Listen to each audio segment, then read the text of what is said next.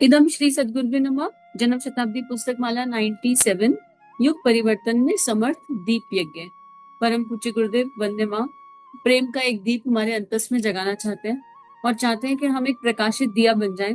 जब गुरुदेव भी कहते हैं कि मैं चलते फिरते प्रज्ञा पीठ ढूंढ रहा हूँ, चलते फिरते शक्ति पीठ ढूंढ रहा हूँ, मैं चलती फिरती गायत्री माता ढूंढ रहा हूँ, और कहते हैं कि हम सब में ढूंढ रहे हैं, तो इसका मतलब ये है कि हमारे अंतस में प्रेम का प्रकाश जग जाए, और अखंड प्रकाश, ऐसा प्रेम का प्रकाश जो कभी बिखरे नहीं, किसी भी कारण से वो अस्त व्यस्त ना हो, किसी भी कारण से वो ऊपर नीचे ना हो।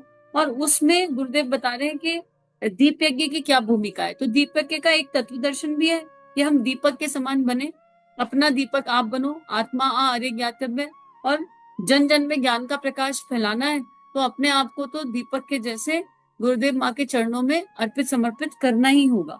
इसी क्रम में गुरुदेव बता रहे थे कि हम क्या चाहते हैं। हम ये चाहते हैं कि आपको जो यज्ञ की जो परंपरा थी, उस यज्ञ की परंपरा में गुरुदेव कह रहे हैं कि आज की डेट में वो फिजिबिलिटी नहीं है उस तरह का यज्ञ करना। फिर भी अब नैनो यज्ञ आ गया, तो हमने नैनो यज्ञ की बात करी।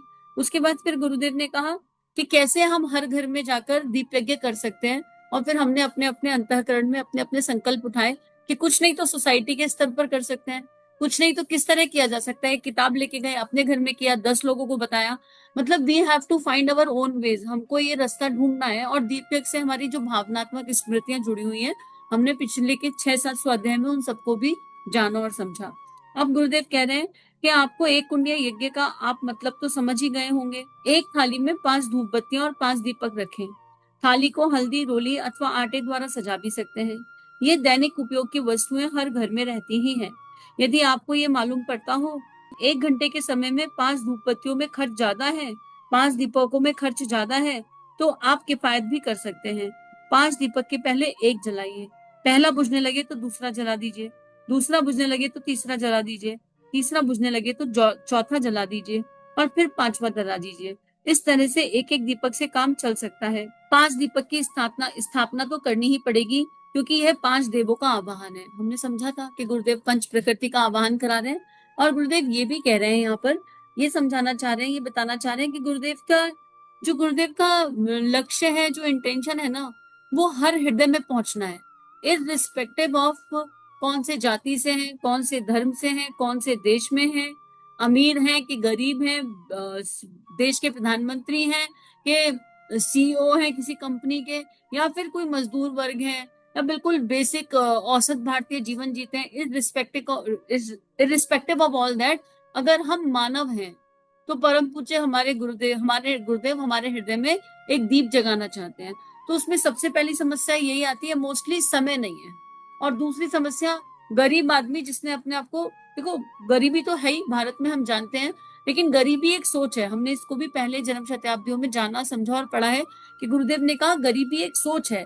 हम एक मुस्कान तो दे ही सकते हैं। तो गुरुदेव वो एक सिचुएशन बता रहे हैं जहां कोई भी कर सकता है दीप यज्ञ, ठीक है। और कोई भी मतलब कोई भी कर सकता है। और आवश्यकता क्या है, मिनिमम हल्दी घर में मिल रही है, आटा घर में मिल रहा है, रोली घर में मिल रही है। ये बेसिक चीजें हैं जो होती ही हैं, और इन सब चीजों से ना देने का भाव जगता है। अब अगर कोई ये कहे हम 5 दिए जगाएंगे, उसमें हमने डाल दिया, घी डाल दिया, वो तो एक मिनट में 15 मिनट जलेंगे, 20 मिनट जलेंगे, तो ये ज्यादा लग रहा है, और दीपक में 1 घंटा लग रहा है। तो उसको भी सरलता से बता रहे हैं कि आप एक एक करके दिया जगा लो, लेकिन 5 दिए क्यों?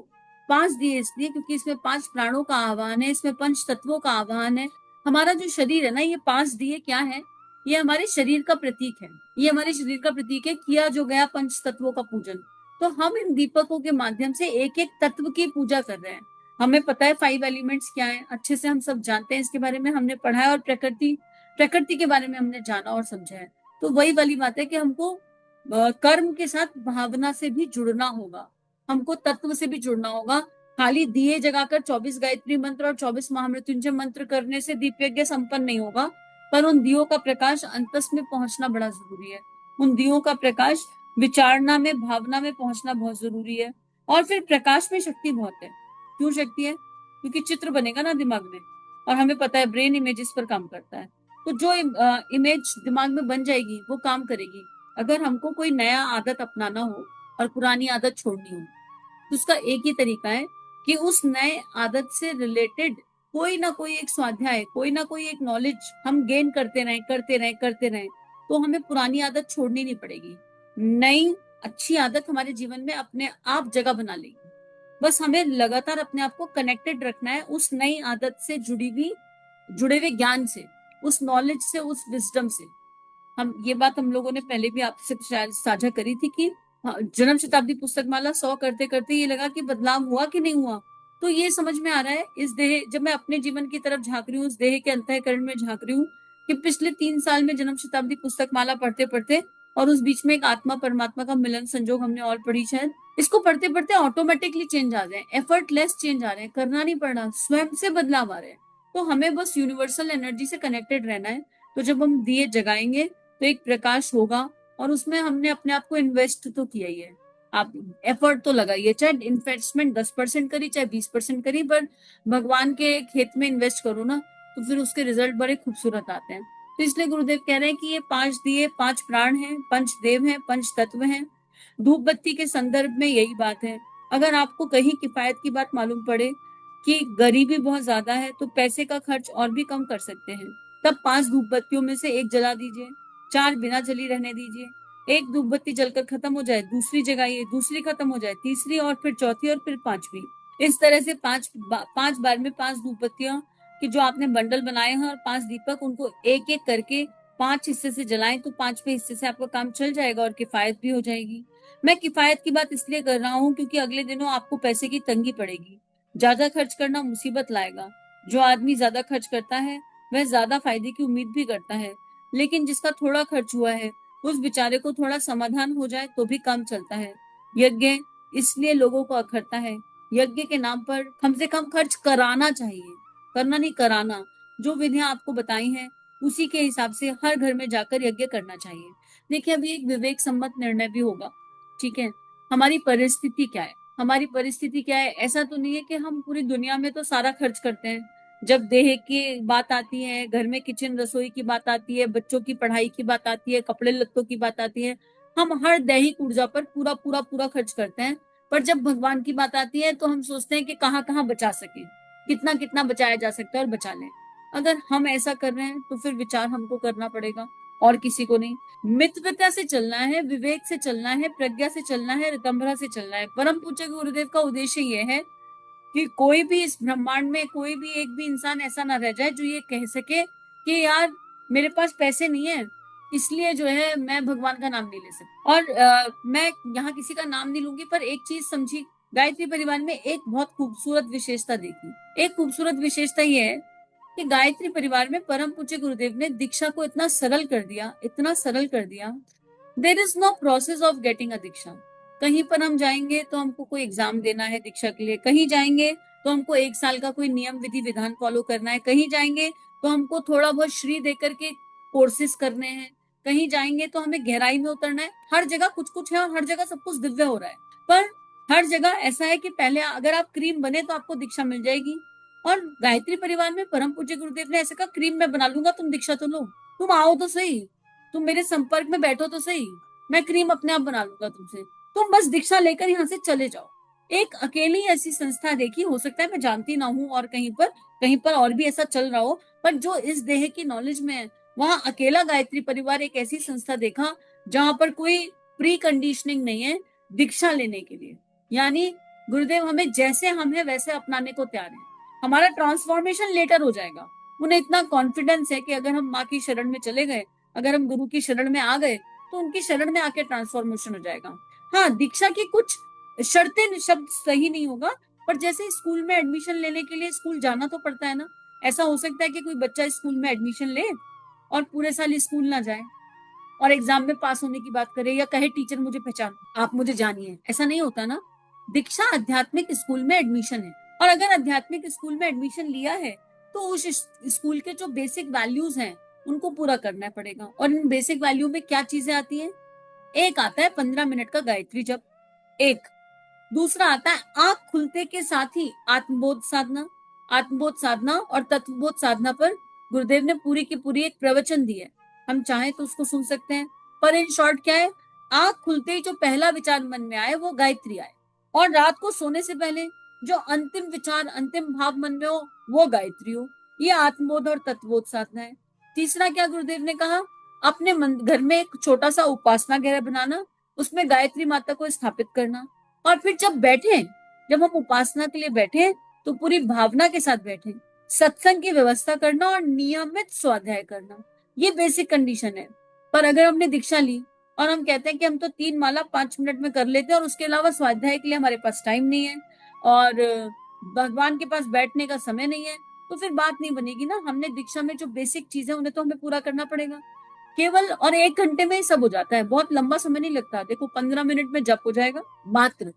उपासना गृह में दिया जगाया, गायत्री माता को प्रणाम किया, और जब 15 मिनट में जप हुआ, 5 से 10 मिनट का प्राणायाम, गुरुदेव की आवाज में मंत्र लगाया या माता जी की आवाज में मंत्र लगाया, मंत्र पर सांस खींची और सांस रोकी, कुंभक और रेचक यानी इनहेल, होल्ड और एक्सेल मंत्र पर ही हो गया। एक मंत्र के 4 पैर हैं गायत्री मंत्र के, उन चारों पैरों को पूरी तरह जी लिया, मात्र 10 मिनट। उसी समय कोई एक किताब अपने पूजा स्थली पर रख दीजिए गुरुदेव की लेखनी में से, उसी समय उस किताब को उठाया और बस 10 मिनट पढ़ लिया, मात्र 10 मिनट। और जो बहुत अच्छी लाइन लगी उसको अंडरलाइन कर लिया, नहीं तो यूट्यूब से 10 मिनट सुन लिया। ठीक है, ऐसा जो हमारे अंतस में जाए, जो हमें भावना दे रहा हो, विचार ना दे रहा हो। और उसके बाद एक अंशदान। अंशदान का मतलब केवल पैसा नहीं है, अपना समय खर्च करना। कोई गाय को रोटी खिला दी, चींटी को खाना खिला दिया, रास्ते में जा रहे हैं तो मुस्कुराते हुए जा रहे हैं, मतलब कोई एक अच्छा काम। और जब आप सारी जन्म शताब्दी सुनते चले जाएंगे तो समझ में आ जाएगा कि अंशदान का क्या मतलब है।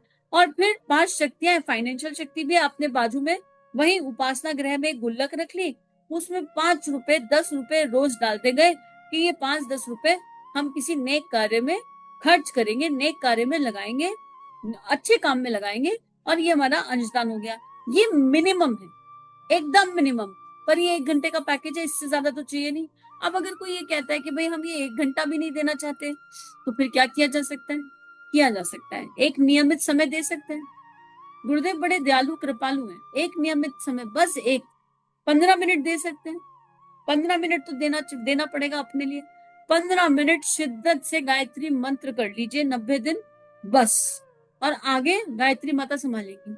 और अपने उपासना गृह में एक किताब गुरुदेव की रखे रहिए, रोज उसे देखिए, रोज उसे देखिए, देखते रहो, बस बाहर से देखते रहो, बड़ी शक्ति है उनकी लेखनी में। एक कोई किताब बाहर से रखिए और आप उसे रोज देखेंगे तो एक दिन ऐसा आएगा कि आप सहजता से बिना मन के या मन के उसे उठा लेंगे और पन्ना खुल जाएगा, अपने आप खुल जाएगा। और आप देखेंगे कि किताब का वही पन्ना खुल रहा है जो आपकी समस्या का समाधान लेकर आ रहा है, लेकिन बशर्ते वो किताब आपके उपासना गृह में रखी होनी चाहिए। जहां बैठकर आप मंत्र करते हैं वो आपको दिखनी चाहिए, बस इतना। आपको नहीं पढ़ना, आपको नहीं करना प्राणायाम, कुछ नहीं चलेगा। पर गायत्री जब करें तो साकाम नहीं करें, निष्ठा से करें, सच्चे मन से करें, पूरे दिल से करें।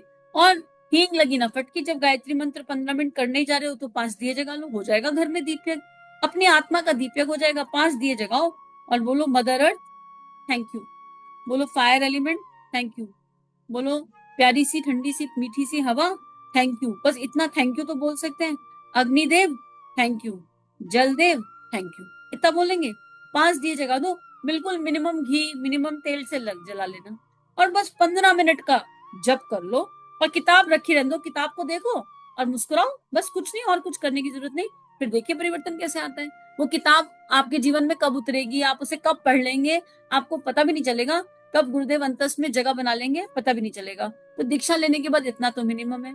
और अगर दीक्षा नहीं हुई तो विचार कीजिए कि मानसिक दीक्षा हो गई, भावनात्मक दीक्षा हो गई, स्थूल दीक्षा का महत्व है। क्यों महत्व है? सारे काम तो स्थूल शरीर से कर रहे हैं, खाना स्थूल शरीर से, सोना स्थूल शरीर से, नौकरी जाना स्थूल शरीर से, सब कुछ तो स्थूल शरीर से हो रहा है। तो इस स्थूल शरीर की इंपॉर्टेंस तो है। और प्रारब्ध जो झेलने हैं वो भी तो स्थूल शरीर से झेलने हैं जो आएंगे। तो एडमिशन तो फिर पूरा होना चाहिए, कच्चा पक्का थोड़ा ना होना चाहिए। तो अगर दीक्षा नहीं हुई है तो इस बारे पे विचार करेंगे कि दीक्षा कर लें। एक कारण ये भी है, गायत्री महाविज्ञान ये कहता है कि गायत्री एक महासमुद्र है। अगर हम स्विमिंग पूल में कूद रहे हैं तो हम कोच को ढूंढते हैं, अगर हमें स्विमिंग नहीं आती, एक कोच मिल जाए जो हमें सही बात बताएगा। लेकिन हम इस महासमुद्र में हम कूदने जा रहे हैं और हम गुरु रूपी कोच के बिना कूदना चाह रहे हैं, कहाँ गायत्री की तह पाएंगे, कहाँ समझ पाएंगे। गुरुदेव ने गायत्री को बहुत सरल कर दिया है। तो इसी क्रम में किसी को आत्मबोध तत्वबोध की साधना जाननी हो और डिटेल में, तो जेएसपीएम जन्म शताब्दी पुस्तक माला 76, हर सुबह नया जन्म, हर रात नई मौत। इसको सुन लीजिए, इसको सुनेंगे तो समाधान मिल जाएंगे। चैनल के प्लेलिस्ट लिंक पर जाएंगे, जब पहले चैनल पे जाइए, चैनल में अलग अलग टैब्स होते हैं, उसमें प्लेलिस्ट होगा, प्लेलिस्ट को स्क्रॉल करेंगे जब, तो JSPM 76 नंबर पहले नंबर दिखाई देगा और आपको ये किताब मिल जाएगी और वहां पर इसको सुन सकते हैं। अब गुरुदेव कह रहे हैं कि जिनके पास पैसे नहीं है, जो किफायत करना चाहते हैं, जो मुसीबत में है, उनके लिए हमने ये समाधान बताया है कि खर्च कम होगा लेकिन काम हो जाएगा और उनका समाधान हो जाएगा। यज्ञ पर लोगों को अखरन इसीलिए आ रही है कि यज्ञ के नाम पर बहुत ज्यादा तामझाम हो जाता है। तो आइए हम गुरुदेव की दी हुई इन शिक्षाओं को आत्मसात करें और अपने आप को भावनाओं से, किसी भी कर्मकांड की ऊर्जा पे चले तो अपने आप को भावनाओं से जोड़ें और दीपयज्ञ के महत्व को अपने अंतस में पंच तत्वों के प्रति सम्मान के भाव के साथ धारण करें, पंच प्राण के प्रति सम्मान के साथ धारण करें और एक कह लो कि पंच प्रकृति के प्रति, पंच देवों के प्रति सम्मान के साथ दीपक की ऊर्जा को धारण करें। दीपकों को खाली दीपक न माने, दीपकों को भगवान का प्रतीक माने और नियमित अपने घर में दीपक करें और आसपास दीपयज्ञ जहाँ हो रहा है वहां पार्टिसिपेट करें और नहीं अगर हो रहा है तो कराने की सोचें कि कैसे कराया जाएगा। इदम श्री सद्गुरुवे नमः। सभी अपना ध्यान रखिए, नियमित ध्यान करते रहिए। सभी को प्रणाम। श्री प्रिया काउंसलिंग चैनल और देव परिवार चैनल पर जो वीडियोस आपको मिल रहे हैं, अगर ये आपके जीवन को बदल रहे हैं तो ये केवल गुरु कृपा है। आइए इस गुरु कृपा को विश्वव्यापी बनाएं। जो भी लिंक आप सुनते हैं, आपको जो भी लिंक अच्छे लगते हैं, उनको अपने व्हाट्सएप स्टेटस, फेसबुक स्टेटस, सारे सोशल नेटवर्किंग साइट्स पर लगाइए। इस टेक्नोलॉजी के माध्यम से आइए ऋषियों की, संतों की लेखनी को विश्वव्यापी बनाते हैं। जय हिंद, जय भारत। इदम श्री सद्गुरुवे नमः।